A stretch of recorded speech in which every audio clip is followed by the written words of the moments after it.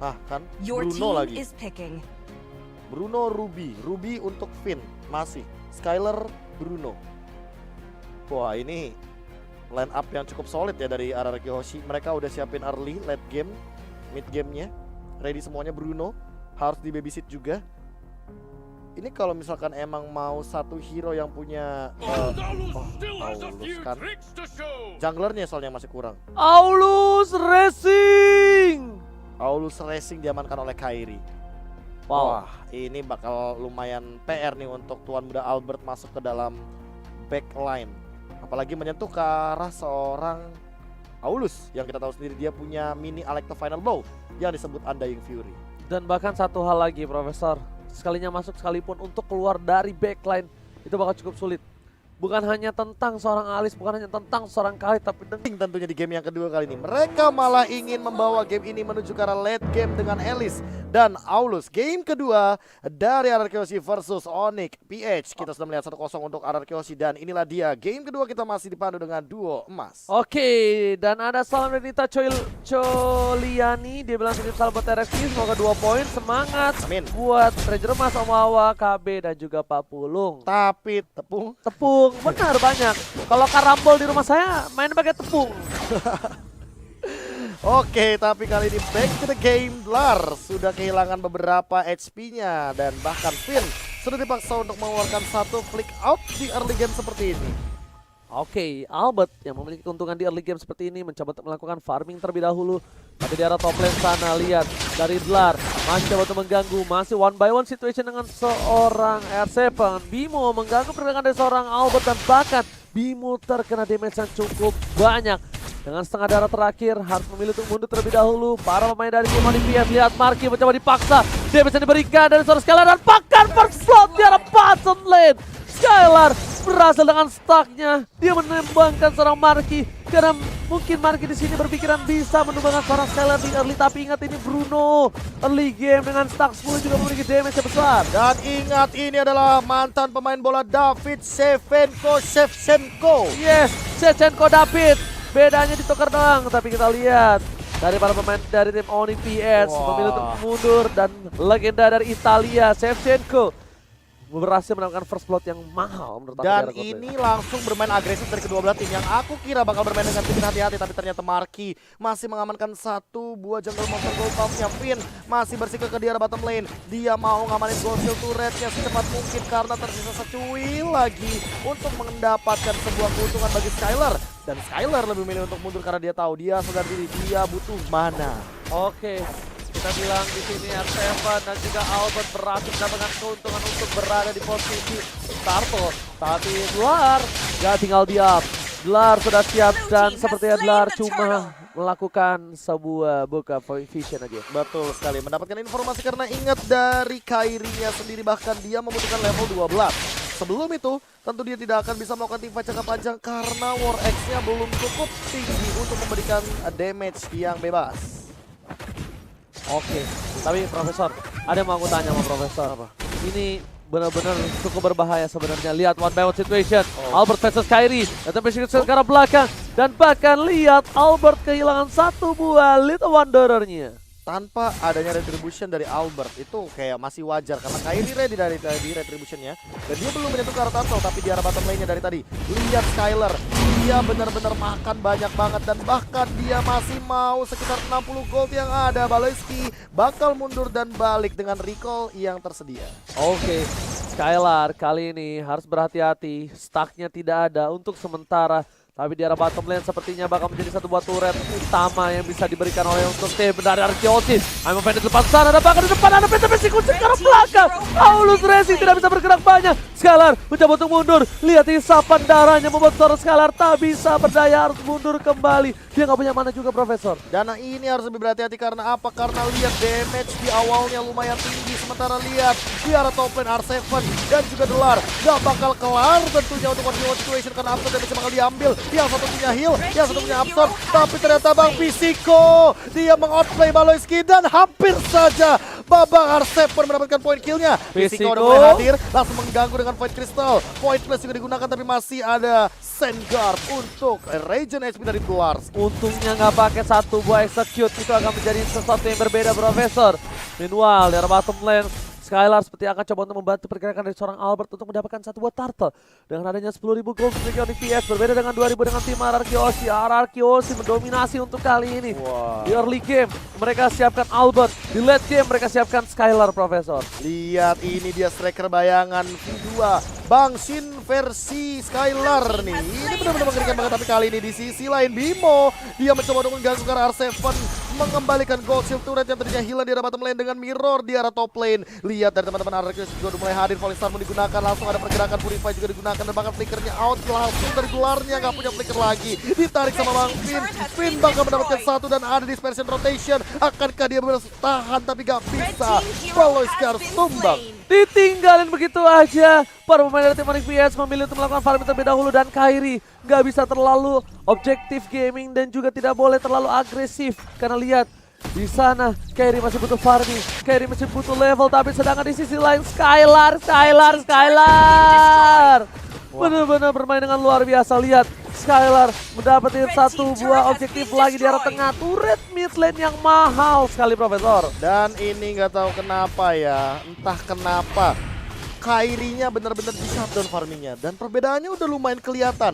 Albertnya farming dengan bebas, sementara Kairi tertinggal satu level. Dan kali ini purple buff-nya bakal dimunculkan begitu saja. Langsung ada diversi di arah belakang, surprise mother, Psychor tumbang di shutdown ke arah belakang. Balenci masih bisa surprise, sementara Tuan Muda Albert dia masih mendapatkan regen, tapi tidak untuk waktu yang lama karena gelar. Langsung mendapatkan poin kill lagi, 4 harus tumbang ketika langsung di sandwich dari depan dan belakang Onyx PH. Lihat itu dia serangan yang dikejutkan dari belakang yang sudah diduga-duga oleh seorang Profesor KB. Bakal ada surprise attack, Bapak Ibu, yang membuat 4 pemain tim RRQ harus hilang. Bahkan Skylar dia memilih untuk menahan flickernya karena dia tahu dia bakal bisa tumbang, pasti tumbang. Jadi dia relakan dirinya untuk tumbang, untuk menahan flickernya supaya teamfight yang selanjutnya ini bakal dipakai, Profesor. Aduh, ini yang paling mengerikan ya, Baloiski sama Bimo. Ini kayak udah satu suara banget loh, lu liatin. Iya. Guided wing-nya oke. Diversionnya tadi langsung connect 2 dan Tuan Muda Albert tidak bisa berbuat banyak walaupun dia sempat mendapatkan killing spree, tapi ternyata itu nggak cukup untuk menghindari serangan dari The Lars.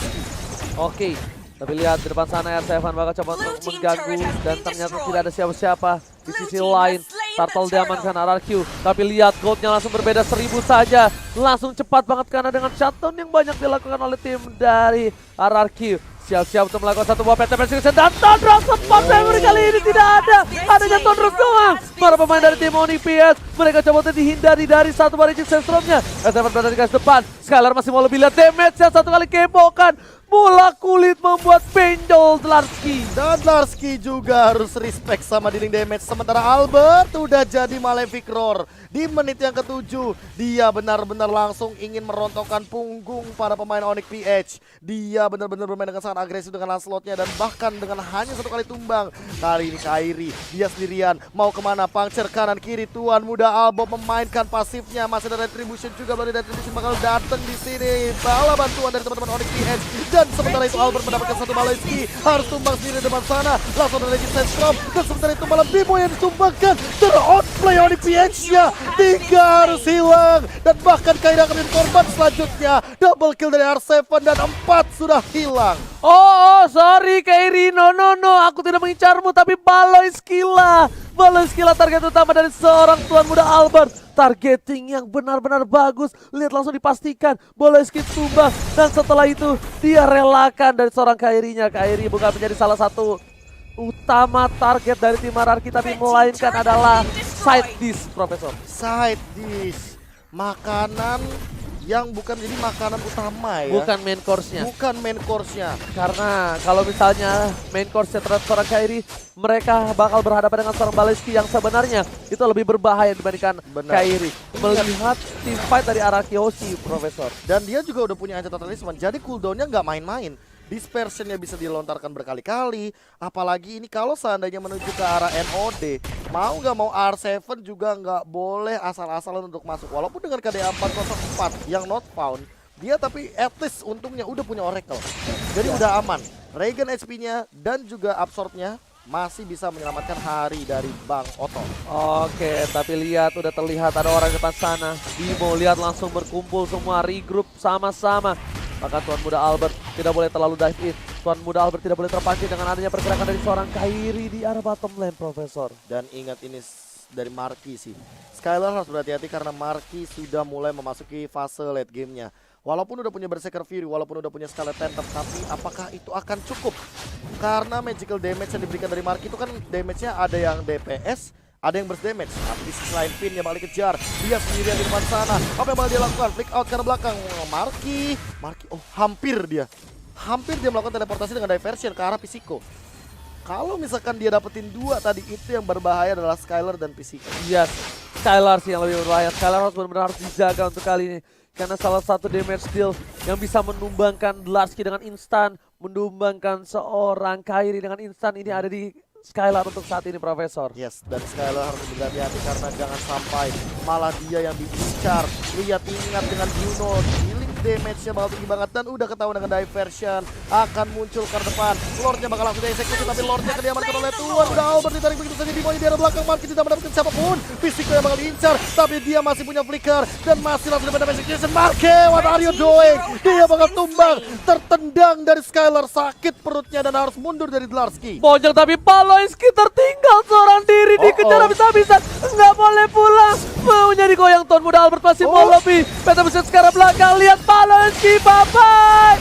Paloyski, no! Masih mau dipaksa. Wolf dipulisi di depan sana, tapi ternyata memberikan pergerakan dari seorang Paloyski. Jadi wide dan juga Cycle Eagle hanya bisa memberikan sedikit distraction, tapi tidak bisa menumbangkan siapapun. Paloyski udah segala macam hal dilakukan, Profesor. Dan tapi tidak cukup untuk menghentikan pergerakan dari RRQ Hoshi. Lihat pola permainan agresifnya, tidak henti untuk ditumbangkan di depan. Arsenal Polisa menuju ke belakang, tapi kali ini apakah Onyx PH masih mampu untuk membendung semua serangan dari RRQ Hoshi yang sesaat lagi Lordnya akan bergerak ke arah top lane. Oke, Lord sudah ada di arah top lane, sepertinya tidak mungkin di-dive in karena ada seorang Paloyski.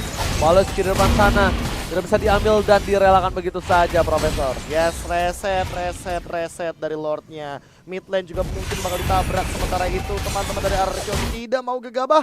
Mereka tidak mau melakukan kesalahan dan mereka akan memilih untuk mengamankan objektif daripada nggak dapat sama sekali. Mendingan dapetin satu yang bisa didapatkan. Langsung lagi dengan tim fight yang cukup mahal tadi, gap berbeda 7.600 dari cuma 1.000. Bener, dan lihat Skylar, R7, Albert, mereka 3 terkaya di game kali ini. Bahkan Skylar masih belum bisa tertangkap lagi. Seperti kita udah sempat lihat tadi, dia tertangkap memang 1 kali, tapi untuk kedua kalinya seolah R7 dan Finn itu tidak membiarkan hal tersebut terjadi. Makanya dibadani terus Skylar. Yes, memang itu yang dibutuhkan untuk kali ini. Lihat, Skylar benar-benar harus dijaga karena dia deal damage-nya benar-benar besar. Walaupun kali ini lihat R7 dan juga Albert di posisi top 2, tapi Skylar yang bisa mecah-mecahin seluruh belakang dari tim Onyx PH. Armor-armor yang kuat, fighter-fighter yang tidak bisa ditumbangkan, itu adalah tugas Skylar, Profesor. Banyak dengan 1 kali gebwokan saja. Gebwokan saja karena tentunya tendangannya adalah tendangan dari langit langsung menuju lane. Tendangan malangkas ini tentunya dari seorang Skylar. Lihat, dia berhasil mendapatkan 4 buff lagi dan tandanya Albert harus menunggu untuk beberapa saat untuk tim fight kali ini. Dan sepertinya itu dikasih karena apa? Karena tim RRQ Hoshi nggak mau mancing tim fight. Memilih untuk mendapatkan Lord terlebih dahulu sebelum dia memaksa tim fight di arah fight selanjutnya. Ya, apalagi kan kali ini oh enggak. Hilang Albertnya. Dia tadi mau geng Albert kayaknya. Iya. Tapi mungkin Albert juga udah menyadari bahwa dia nggak bisa kalau sendirian kayak gitu. Mau nggak mau dia bakal memilih untuk mundur dan ini bakal bermain hide and seek. Pantas nyaman ya, soalnya Albert peka ya. Albert peka, pantesan aja pantas ya. nyaman. Mengerti. Dan kayak notice gitu loh. Sadar harus apa. Hal-hal kecil yang sebenarnya harus dilakukan atau tidak dilakukan. Jadi perhatian Albert. Benar sekali. Oh gitu, jurusnya gitu, begitu Tuan Muda. Ngerti banget, ngerti ya. Pengertian-pengertian kecil, perhatian-perhatian kecil yang bisa diberikan terhadap map saja sudah seperti ini. Apalagi ya Ranger. Ya, tapi kali ini lihat ada seorang R7 yang aku bisa bilang ini masih agak terlalu jauh. Untuk R7 masih ada satu buah flicker ya Profesor ya. Aha. Lihat mencoba dilakukan ganking oleh Sarmun dan bisa. bahkan flicker baru diomongin. Udah tidak ada flicker lagi. Blarski mencoba ditangkap tapi lihat Regis Sestrom harus mundur. Dan ini tandanya ada beberapa informasi yang diberikan membuat mereka harusnya bisa mendapatkan Lord kali ini. Lord di 5 detik lagi. Mau nggak mau harus set up terlebih dahulu karena apa? Karena mereka punya Skylar. Tapi ingat, Skylar juga tidak boleh terkena dealing damage dari Lord terlalu banyak. Ya, Karena putaran dari Lord ini kan bisa mematikan seorang Skylar. Yang kalau nanti ternyata ada Marky loncat dan jangan lupakan juga Baloiski. Dia punya diversion. ya benar banget. Lihat air panas air dinginnya bisa benar-benar cukup berbahaya tapi R7 di depan sana. Informasi telah diberikan. Skylar bakal berhasil mendapatkan satu. Coba dipasang Bimo di depan sana tertangkap. Bimo Arsila. Tapi lihat R7 mengganti rotasi yang diberikan oleh para pemain dari tim Oripiet. Tuan muda Albert masih mau lebih. Baloiski hilang. Satu kali sabetan monster kill dan tanpa ada Baloiski di saat Papa Lord ini menjadi bencana. Bencana kecil karena tentunya 25 detik lagi. Harusnya Baloiski udah ready untuk melakukan teamfight selanjutnya. Windtalker sudah diamankan oleh Skylar. Bahkan Immortality dari Babang R7. Ini dia bakal coba untuk kembali semuanya. Dan lihat Finn dia langsung dapetin Marky. Winter Trunks sudah di pop out. Langsung ada satu reward manipulation. Tidak bisa diberikan lagi di damage-nya. Dan double kill daripada seorang Skylar. Masih mau lebih. Lihat Kairinya. Masih punya mode Aulus Racing. Mundur ke arah belakang karena dia tidak mau tumbang di arah depan. Ini bencana. R7 masuk terlalu dalam. Tapi ternyata Lordnya kali ini menuju ke arah belakang. Tapi Bimo tersisa di sana. Mencoba dilakukan satu buah push. Menuju ke arah belakang. Dan di sisi Ararkiosi berhasil membawa Indonesia ke babak selanjutnya. Pisiko. Dia menjadi camat. Bergerak. Tim lawan tentu tamat. Salam dari Binjai. Salam dari Binjai. RRQ Hoshi. Lagi dan lagi. Acil lihat dia excited banget dengan kemenangan 2-0-nya seolah-olah